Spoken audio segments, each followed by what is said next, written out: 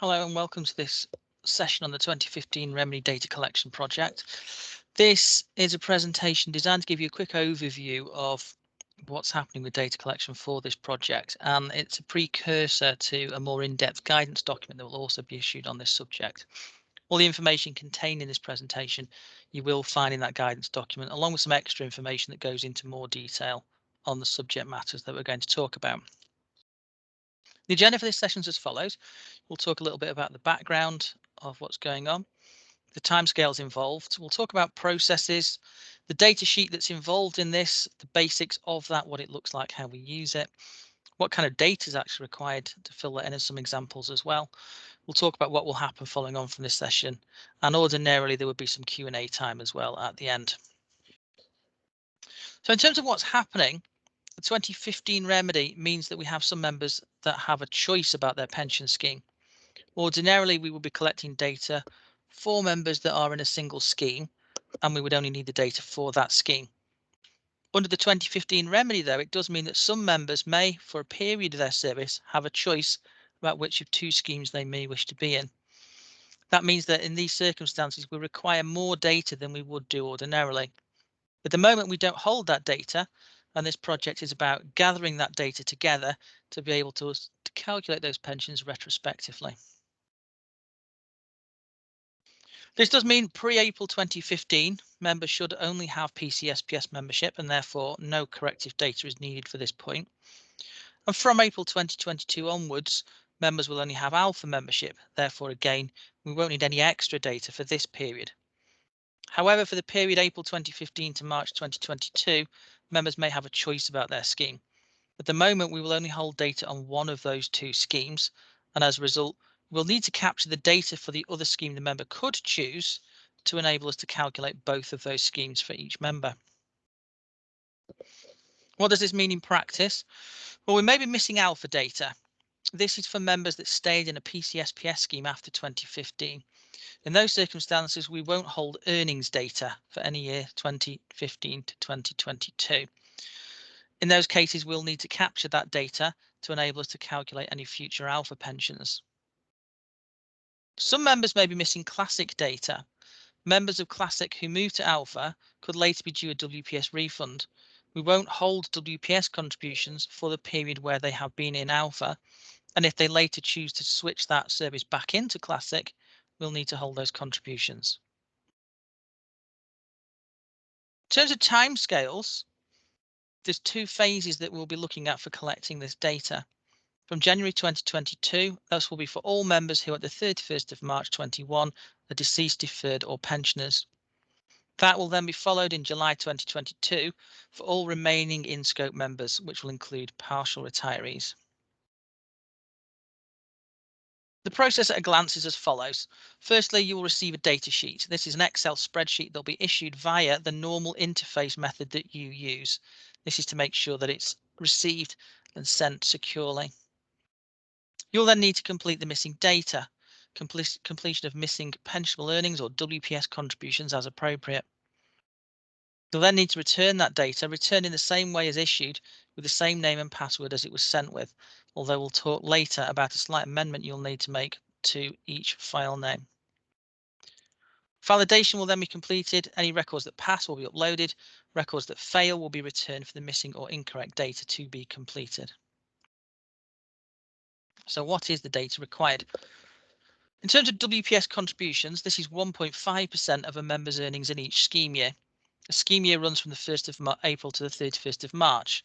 These are mandatory even where a member completes 45 years service. Start date on the data sheet will always be the 1st of April, irrespective of the member's start date, and the contributions requested could be for a part year. In terms of pensionable earnings, this is the total of any earnings or assumed pay that a member receives in a scheme year. This will be made up of salary, allowances and bonuses. It may include other elements like overtime. This is decided by each employing department and will be dependent on your terms and conditions. Be aware of part years and also when payments were due, not when paid. So in examples of backdated pay awards, we'll need the data for when it was due and not at the point that it was paid. Again, more guidance on this will be contained in the guidance document itself. The datasheet itself looks like this. At the moment, this is just intended as an overview, but you can see basically the yellow fields are where data will be required to be entered. The white and grey areas are all fixed and will not require editing. Each member is identified with a member number, name, and alt key or payroll number. There'll be an entry for each year and set of data required. Data entries can fail validation on the datasheet if they don't meet the right conditions. Pensionable earnings below 2,000 or above 200,000, WPS contributions below £30 or above £3,000, or just general missing data. For data entries that are correct but trigger one of these failure criteria, a reason must be selected from the drop-down list. These will change the status reason to pass and make sure that the data sheet is not returned to you. In some cases, there may not be any figures due. In these instances, you should give a reason from the drop-down list in column P. More details and scenarios are covered in the guidance document. Data supply which fails validation may have failed for several reasons. This may be for a justifiable reason, which can be noted on the data sheet. They include partial or non-reckonable service in the year, not in service at all, non-qualifying service, different employers, or a value that correctly doesn't meet that tolerance. At the end of the datasheet, you'll then find a summary tab. This will inform you of the number of records that are still outstanding for completion. That failed validation column at the bottom should show 0 when it's ready to be forwarded back to us again. If there's any numbers still in that field, that means there are some records that still require validation. You'll need to go back and make sure those are completed correctly. Once it does show 0, add your name in the completed by field and add your date at the bottom. Make sure to use the same file name as it was sent in with and add underscore response 01 or as appropriate. For example, if you're having to return the datasheet a second time, you would then add underscore response 02. Once MyCSP have received the returned file, it will be validated to ensure, firstly, the file was returned in the same secure way it was sent. The file is suffixed correctly, e.g. the first response should be suffixed response 01. All data requirements have been met and that the data passes internal validation checks. So we'll now have a look at some scenarios. In this case, WPS contributions are required. And again, do remember these scenarios are also covered in the guidance document. During this year, Mr. Bloggs earned £26,810 for 2 months and £27,080 for 10 months. 26810 divided by 12 times 2 plus 27080 divided by 12 times 10 is 27035. He also received an annual allowance of £1,500, but for only 5 months. 1,500 divided by 12 times 5 is 625. So you would enter 27035 plus 625 times 1.5% equals 41490. And that's the amount that you would enter in the WPS contributions field. Scenario 2, earnings are required. During this year, Ms. Bloggs earned 46500 for 3 months and 53200 for 9 months. 46500 divided by 12 times 3 plus 53200 divided by 12 times 9 equals 51525. She also received an annual allowance of 2500 for 5 months. 2500 divided by 12 times 5 is 104167. She also received bonuses totaling 565 during that period as well. You would therefore enter 51525 plus 104167 plus 565 equals a total of 53131.67. In this case, of course, it is the earnings that we're after, so we'd enter that whole amount into the earnings field. In some cases, you may find that partial entries are needed for both. In this case, Mr. Bloggs moved to Alpha partway through the scheme year. In this instance, we would therefore need the earnings from the 1st of the 4th 16 until the 31st of the 8th 16, and the WPS calculated from the 1st of the 9th 16 until the 31st of the 3rd 17. You only therefore need to work out the WPS contributions or earnings for the relevant periods and enter those on the spreadsheet. So we're now following this session. Communication was issued in August about the number of impacted members. Be aware that each member affected, though, could have several lines of data.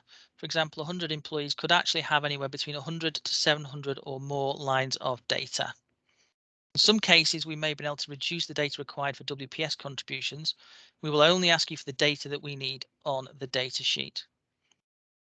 Staff resource to deal with this data should therefore be confident when calculating assumed pay and have some pensions knowledge already to enable them to understand and deal with the kind of requirements this data sheet puts forward.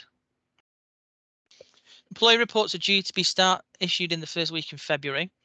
Employees have been split into several tranches spread over a period of 3 weeks. The response time for data collection will be for small employees under 1,000, 4 weeks from data receipt of file, and medium-large employees over 1,000 members will be 8 weeks from data receipt.